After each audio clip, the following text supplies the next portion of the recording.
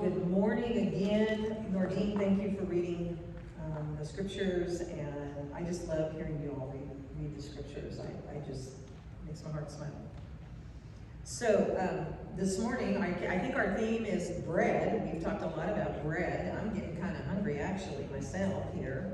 But anyway, the title of the message is The Bread of Life. We live as hungry people in a hungry world. At least I think we do. Everyone is looking for something that will sustain and nourish life. Something that will feed and energize. Something that will fill and satisfy. Everyone is looking for bread. And bread is essential. But you know what? The problem is not that we are hungry, but the kind of bread we eat. Think about the varieties of bread we eat in our lives and in the world today. King David is surely not the only one to have ever eaten the bread of betrayal, adultery, or murder. You know, the Middle East is currently in turmoil, with civil wars raging in Syria, Iraq, Yemen, and Libya. Hundreds of thousands of people were killed last year alone, and more, this boggled my mind, more than 20 million people have been displaced. All sides are eating the bread of violence and war. Then there is the impact and the conflicts surrounding COVID-19 and this new variant. There's no geographic area that has been untouched by it. It has impacted people's physical health, their mental health, and has long-term economic impact on us now and in the future. This is many of us eating the bread of fear, anxiety, and uncertainty. Then if we take a look at politics in America, we often see the two opposing parties who share the bread of negativity, hostility, and name-calling. I could go on and on and on, but I think that pretty much sums it up. Many of us eat the bread of having to be right and get our way. We eat the bread of hurt feelings and resentment. Sometimes we eat the bread of loneliness, fear, and isolation. There are times we eat the bread of sorrow and guilt. Other times we eat the bread of power and control. Sometimes we eat the bread of revenge or one-upsmanship. We eat all kinds of bread, friends. The bread we eat reveals something about the nature of our appetites. The world is full of bread, and yet far too many live hungry, empty, and searching. And that says something about our appetites and the bread we have eaten. It's a sure sign that the bread we have eaten cannot give real life. It is perishable bread, friends, that nourishes only a perishable life. It leaves us wanting only more of the same. Not all bread, friends, grows life. Not all bread is nutritious, especially that with a little peanut butter and jelly. Well, peanut butter is nutritious. I don't know about all that jam or jelly. If you want to know the nutritional value of the bread, you have to look beyond the bread. Where did it come from? What are its ingredients? You know, that's what Jesus is teaching in today's gospel. The people have shown up hungry. Just yesterday in the Bible reading, and I'm talking about in the text of the reading, Jesus fed 5,000 of them, which we know he actually fed more than 5,000 because I gave a message on that. So he fed more than 5,000 of them with, 5 loaves and 2 fish. Today they show up and their first question is, Rabbi, when did you come here? What kind of question is that? They don't marvel at yesterday's miracle about the 5 loaves and 2 fishes that fed over 5,000 and give thanks for God's generosity, or even wonder who this rabbi is. It sounds to me like they were worried that they might miss the next meal. How many of us are worried about missing the next meal? That Jesus started without him, and that they are too late. They saw no sign, no miracle in yesterday's feeding. They saw nothing more than fish and bread.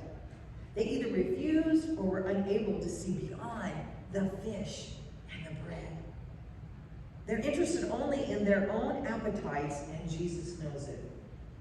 How many of us are interested in our own appetites? Sometimes we forget about those others around us.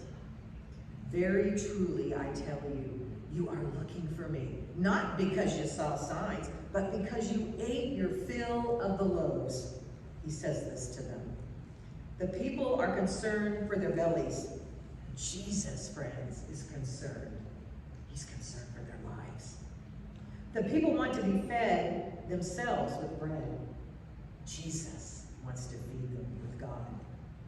Do not work for the food that perishes, he tells them, but for the food that endures, that eternal life. The food that endures is Jesus himself. He is the bread that is broken and distributed for the life of the world. He is the bread that is broken and yet never divided. He is the bread that is eaten and yet never exhausted.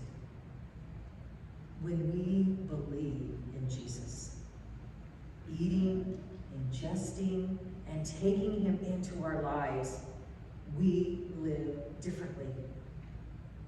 We see ourselves and one another as persons created in the image and likeness of God, rather than as obstacles or issues to overcome. And I'm going to read this again because I need to hear it. When we believe in Jesus, eating, ingesting, and taking him into our lives, we live differently.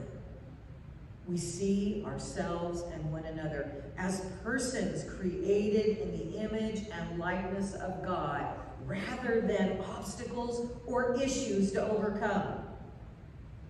We trust the silence of prayer rather than the words of argument. We choose love and forgiveness rather than anger and retribution. Friends, I think I say this every week. He wants us to choose love. He wants us to lead in love. It isn't always easy, but that's his desire. We relate with intimacy and vulnerability rather than superficiality and defensiveness. We listen for God's voice rather than our own. Ultimately, we seek life rather than death. I don't know about you, I want to live life to the fullest, and I want to seek to live. I am the bread of life, Jesus tells the people.